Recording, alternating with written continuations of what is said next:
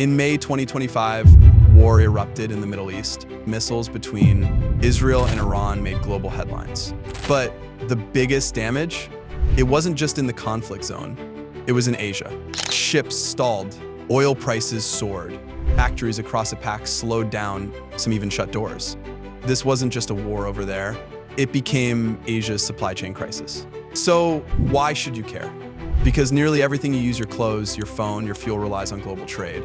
And Asia, more than any other region, depends heavily on stable trade routes and cheap energy. When that system breaks, everyone feels it. Let's break down what's happening. 1. Energy prices are surging. Over 20% of the world's oil flows through the Strait of Hormuz. That narrow waterway is now in the danger zone. As insurance rates for ships rise, many tankers are avoiding the area. That means less oil reaching Asia and much higher costs. India, Japan, South Korea, and others who import most of their oil are now paying much more for every barrel. Fuel costs are spiking, and that hits transport, manufacturing, and even agriculture. 2. Shipping is in a mess. The Red Sea, another key route, is also unsafe. Shipping companies are rerouting vessels all the way around Africa. This adds 10 to 15 days to delivery times. And shipping costs?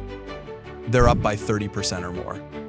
Ports in Singapore and Malaysia are reporting delays, and exporters are missing global deadlines. 3. Factories are slowing down. Manufacturers in Taiwan, India, Vietnam, and South Korea rely on raw materials from the Gulf and Europe. Now those inputs are arriving late or not at all.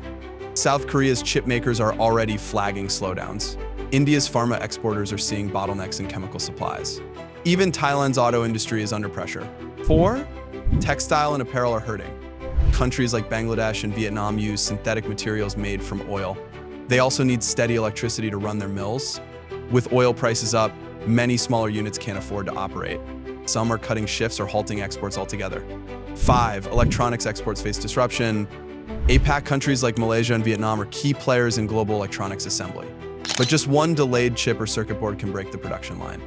And that ripple affects exports to the US, Europe, and even other parts of Asia. Global retailers are already warning of fewer gadgets hitting shelves by year-end. So how is APAC responding? Logistics firms are seeing major shifts. Reports from Singapore and Hong Kong show more companies switching to multimodal transport, air and rail to avoid hotspots. Rail freight through Central Asia is gaining popularity. It's slower than air but safer than war-affected waters. China One is also gaining speed. More businesses are spreading production, shifting some operations from China to places like India, Vietnam, and Indonesia.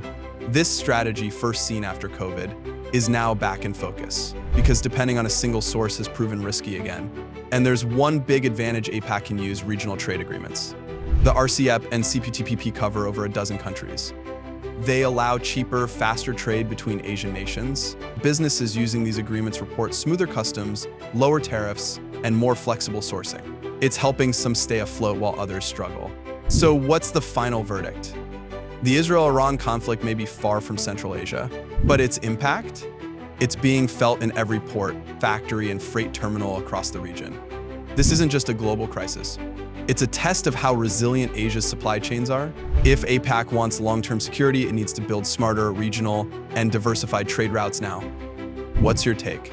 Is it time Asia became less dependent on the Middle East? Drop your thoughts in the comments. And don't forget to like, share, and subscribe for more global business stories simplified.